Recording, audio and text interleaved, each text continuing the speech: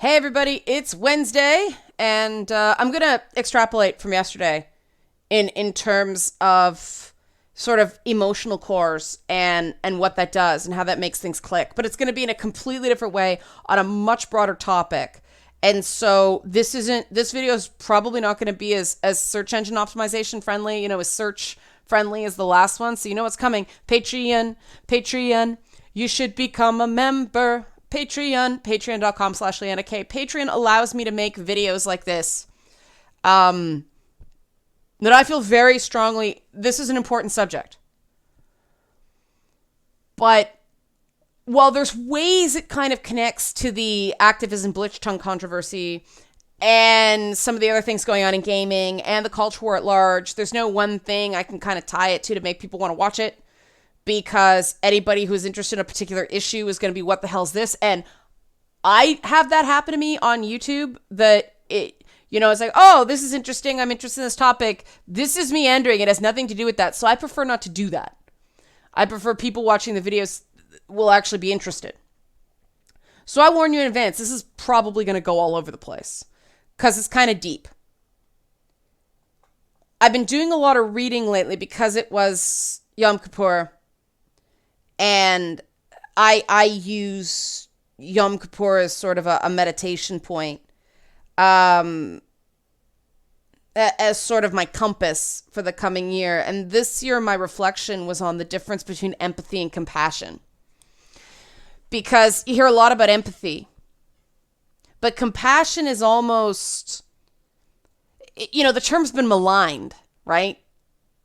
Oh, compassion. Oh, it's that hug it out, touchy-feely, earth number, peace love, earth mother, peace love, that kind of stuff. Everybody's like, screw that. And that is actually a problem from what I've been reading. Compassion has an evolutionary benefit. We have compassion for a reason.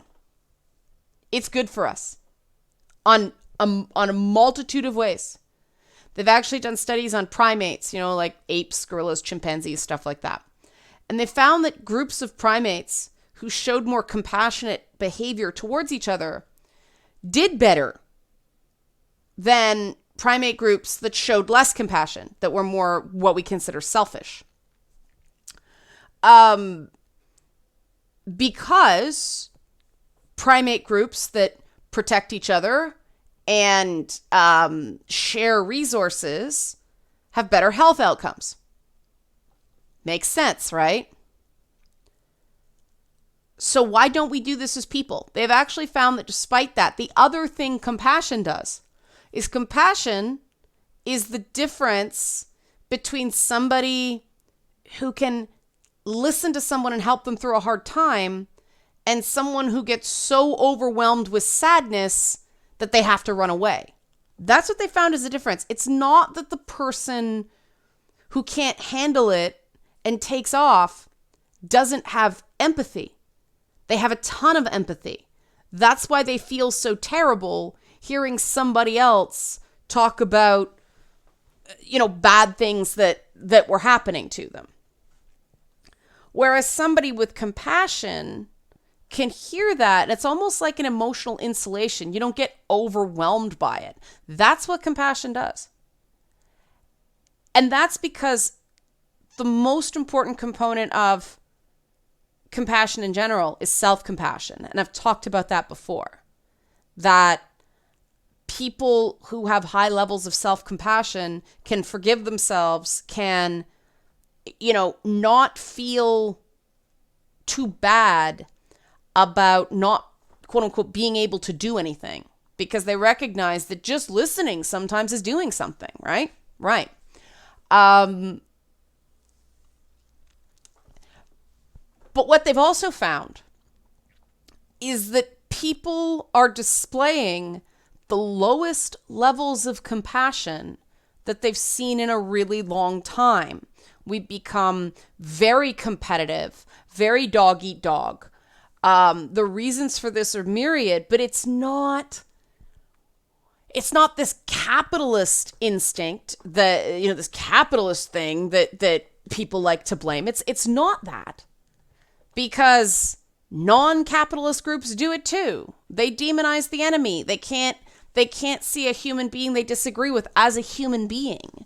The same urge that drives people to demonize and cancel people online drives things like mass incarceration and police brutality. And this is like, what? No, those people are fighting against those things. Not effectively. Because why does mass incarceration happen, right? Because prison sentences are too long and too many things land people in jail. And, you know, this came up with that Amber Geiger shooting of both of them, Jean. People have heard it. I've heard it both ways in the news. I've been following that really closely. Because it was one of those things. It's awful. I mean, the idea of somebody being shot in their own home. It's chilling, right? And some people are like, oh God, I can't think about that. And other people, they can't help but think about that for various reasons. And I didn't want to turn away from that just because I wanted to follow it. And I've heard two different reactions from people, all of whom agree there is a certain racial component to this. But I've heard two different responses to her only getting 10 years. One group says, well, a black person who did the same thing would get 40 years or something like that. So the sentence was too light. Then I've heard a more compassionate response, which is 10 years is about right. We need to get to the point where a black person in that situation should only get 10 years as well. Now, 10 years of your life is a long time, but she killed somebody, right? But that's what compassion does. It's not, well, I had it rougher, so you should too. That's a race to the bottom. It's like, no, now we have a benchmark for the punishment you dole out on an otherwise good person. So let's treat Black Americans as otherwise good people, and let's even the scales that way. It'll cut down on the number of people in prison at one time. And then there are other people who just want retribution instead of restoration. And that's the problem we've got with this culture war. On so many topics, people just, well, it was done to me, so I'm going to do it to you. There's still empathy in that response, right? You know what it feels like. It's not that you don't know it hurts, and it's not that you don't care it hurts. There's just a lack of compassion in the logic. So all these people who think they want to fix the world, they're actually not. Because they're not, in their individual decisions, creating that, path of history that curves towards justice. That's an active thing. You have to choose to do better and be better. And it's a series of individual choices about how you're going to treat individual people. And this is very different from altruism. And this was one of these things I realized. If you took that same group of primates and made them altruistic instead of compassionate, meaning not you eat and then whatever's left over you give to other people. It's no, you give away all your food so that other people can eat. Well, those primates wouldn't do as well, would they? Because they're giving all their resources away. They're starving themselves. That's the difference between compassion and altruism. Because you have to be compassionate for yourself. And if you're constantly depriving yourself, you're not being compassionate to yourself. You got to take care of you, or you're no good to anyone. And maybe it's because I don't I don't subscribe to an altruistic philosophical system. you help people, but not to your own detriment, that doesn't do any good. I just think that leads to bitterness, personally, because people, I think, who are altruistic, they believe that if they give and give and give and give, the world will give back. And there's no guarantee of that. Give what you can, but no more than you can. And be okay with that. You're much happier that way. And I think a lot of modern activists, they are so tough on themselves, which is why they're not happy and they feel like they have to yell at people on the internet. And so they're so tough on everybody else. That's why they're yelling at people on the internet. And they're not getting anywhere. And why aren't they getting anywhere? Because nobody wants to be around them. You know, nobody wants to be around someone who always seems angry. And that doesn't mean there aren't things to be angry about. It's just, you can't let your anger consume you. And that's one of the things that compassion does. It allows you to absorb information without feeling so awful, like difficult information, without feeling so awful that you shut down or you have to hide because it's just too hard. Being compassionate allows you to be better at accepting criticism. Because you can go, all right, this person has a point. That doesn't make me a terrible person. I'm still a good person. I just have to learn from this and move on. Instead of, that self-talk is, I did a bad thing. That means I'm bad. I'm a bad person because I did a bad thing. No, everybody in their lives does a bad thing every once in a while. And that's my problem with cancel culture, is you shouldn't judge someone as a whole from the worst thing they've ever done. That's not right. Because nobody will succeed. Then it's just luck of the draw who gets caught and who doesn't. And that doesn't encourage people to own up to what they've done, because the minute you own up, you get canceled. And that's what's going on in gaming right now. Like, nobody's talking to each other. Lots of people are throwing other people to the wolves so that, they'll get devoured instead of the person who's doing the throwing. Because everybody kind of has a secret shame in terms of a time that they weren't woke. And it's funny because that whole wokeness,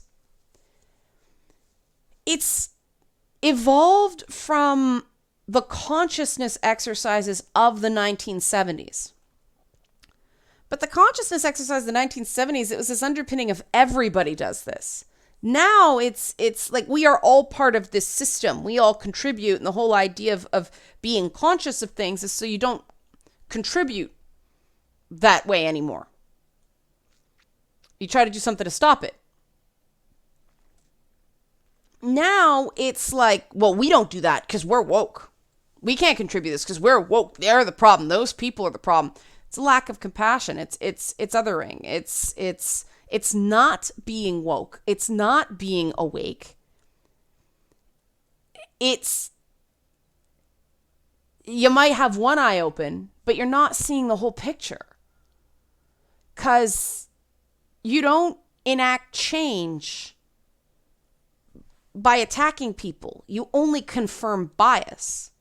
And I see this all the time. Like, these various personalities who are very successful for a while because people know they're predictable. They can go to their channels or they can go to their podcasts and be reaffirmed in their worldview. The minute these personalities do anything to challenge that worldview, they lose their fan base. The minute they stumble or violate their brand, that's it. And they have to be more and more and more aggressive and more shocking so people get that confirmation bias dopamine hit, right? The vicarious finger pointing, I'm not the problem, they're the problem. Instead of, what I kind of do and why I didn't do that, even though it, means my subscriber count grows much more slowly. I don't do that because I don't think you do things to get an outcome, because you can't control that outcome. You do something because it's the right thing to do. That's straight out of the Torah. That's straight out of Jewish teachings. That's the whole idea of not consulting fortune tellers. You don't do something for an outcome you want. You do it because it's the right thing to do.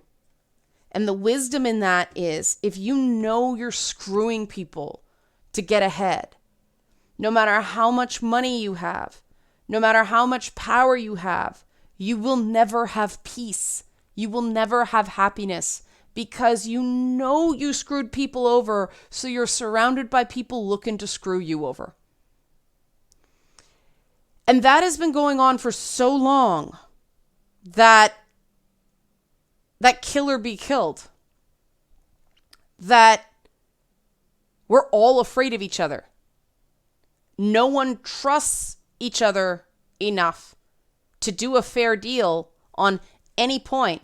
And capitalism gets blamed, but that's not capitalism, because nothing's getting done. In order for capitalism to work, there has to be a free flow of goods and commerce and all that stuff. When stuff starts flowing, it's not capitalism, it's constipation, right? When entities are just amassing wealth, that's not the way capitalism is designed to work. Go back to the books, read it. I've been going back and reading this stuff because of the crazy Marxists that went after me on Sesame Street. I'm like, what is this? And of course, it turned out they were just spewing words and weren't actually making any sense. I'm sure they thought they made sense. But that's the thing. When you go at somebody just intense like that, you're getting out over your skis. You are so invested in the rhetoric, so invested on repeating these things that made you feel temporarily better because you could wrap yourself in anger and outrage and stave off temporarily the fear and sadness, because you have no self-compassion and therefore you can't process your feelings of fear and sadness. You make no sense. I'm telling you, if you are using anger to run from fear and sadness, you are making no sense. You think you're making sense, but you're making no sense. Because those sorts of intense emotions, anger, fear, things like that, things that create a big adrenaline response, right? It's all fight. It's fight or flight. It's not thinking. You suddenly become this bundle of instincts. So no matter how logical you think you're being, you're not. There's no way around that. Those heightened states short circuit logic. And what's so weird, and I'm going to invoke Trump for a minute, I apologize, but the line's too good to turn up, to turn down. We are obsessed with the art of the deal to the point that we have forgotten the art of the conversation. And in order to get a good deal, you have to have a good conversation. And the funny thing about people like Trump is they think that a good deal is when they screw over someone else. A fair deal isn't enough for them. They have to cheat to feel like they've come out on top. And over time, that actually means you have to work harder as opposed to less hard.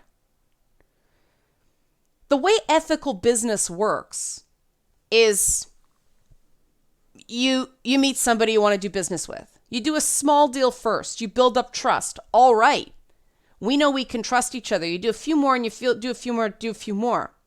This is working. We trust each other. We can rely on each other. That means you can repeat business is always better return on investment than a first-time customer.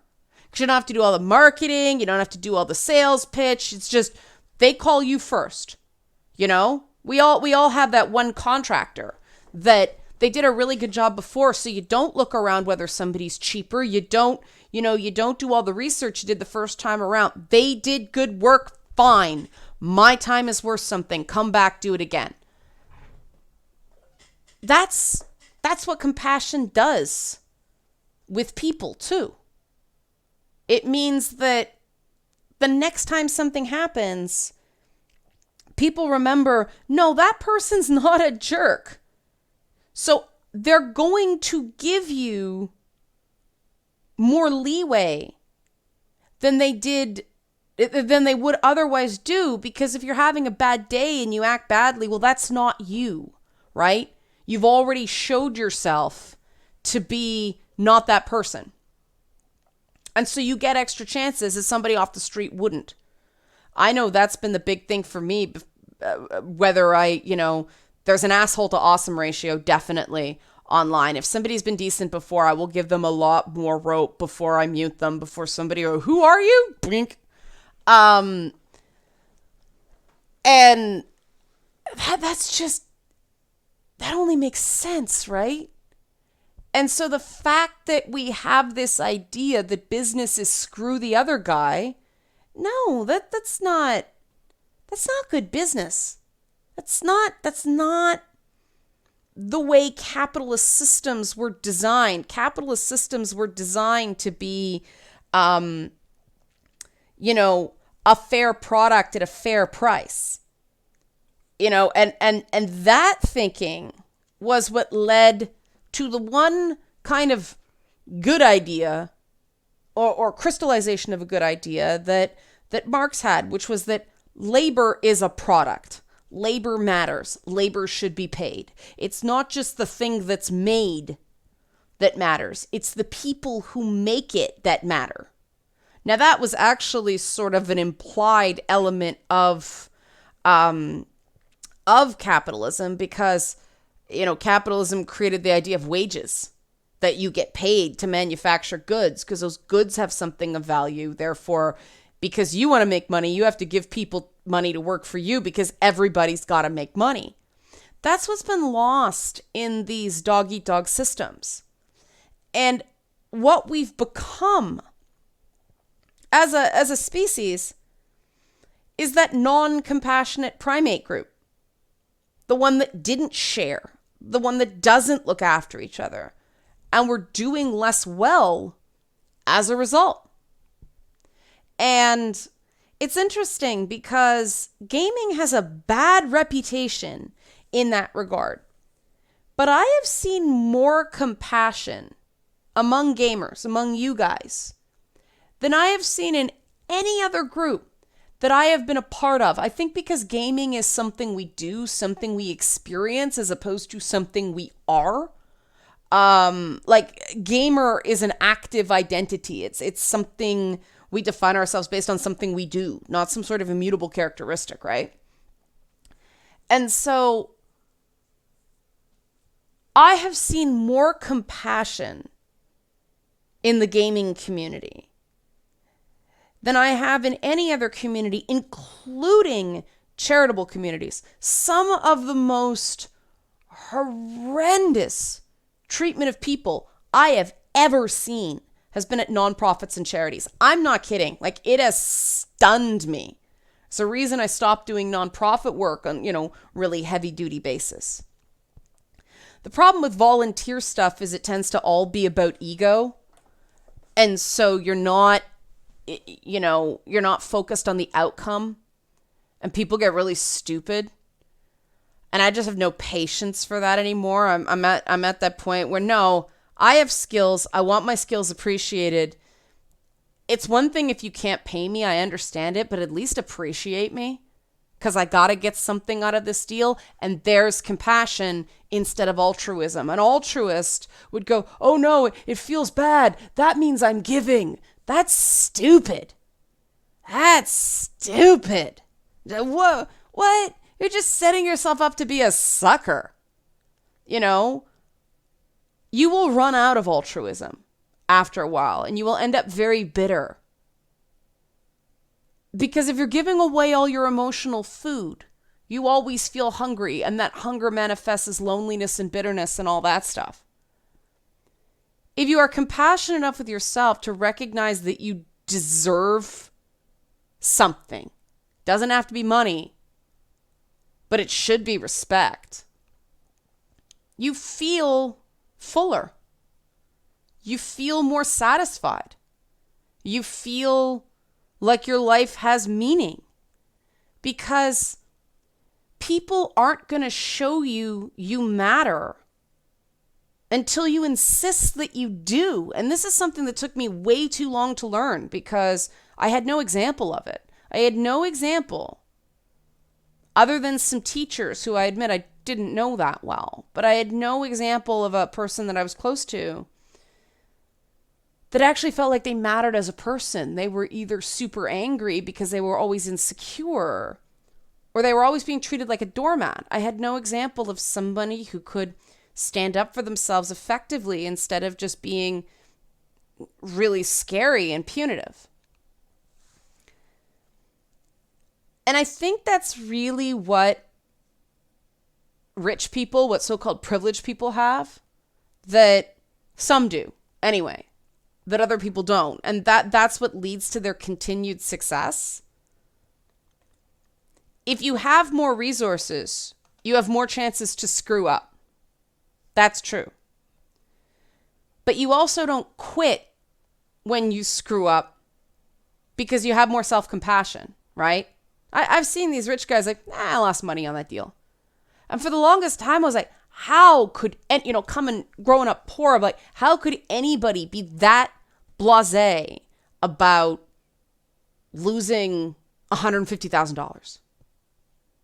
And it took me a long time to realize that's why they're successful. Because they're like, I'll get the next one. They don't spend all their time beating themselves up. They lost $150,000. They just move on to figuring out how they could make $200,000. So they end up $50,000 ahead. That's how rich people think. That's why they get richer. That's the secret. That's the skill. And you don't have to have a lot of money to think that way. But you do have to have a lot of self-compassion. And believe it or not, the way I was taught this and why I'm talking about this is through video games. You know, those super, super hard Souls games, especially. If you let the game get in your head and you get all freaked out and frustrated, that boss is going to continue to kick your ass over and over and over and over and over again. You feel it when you're gonna, the time you're gonna beat that boss. This kind of calm comes over you and you stop caring that you got killed 20 times. And it's like, again, and again, and again. And it's not even, I'm going to do it this time. It's just again. You feel it from the minute you start, at least I do. The minute you start that fight, it's not that you don't care, because if you didn't care, you'd turn off the game, do something else. But just this calm happens. It's compassion. And that's how you win. Because there's a big difference in having a winning mindset and being invested in not losing. And that's probably enough for now. If you want more about this stuff, let me know. Have to figure out. I keep meaning to do like some kind of, I've even got a title and everything like that for a book, but just need the time and money to sit down and write it. That's what I got to figure out, how to make my $200,000 or $2,000. I'd settle for $2,000 right now. Anyway, that's where my cue. Patreon. You should become a member. Patreon.com/Leanna K. Thanks for watching.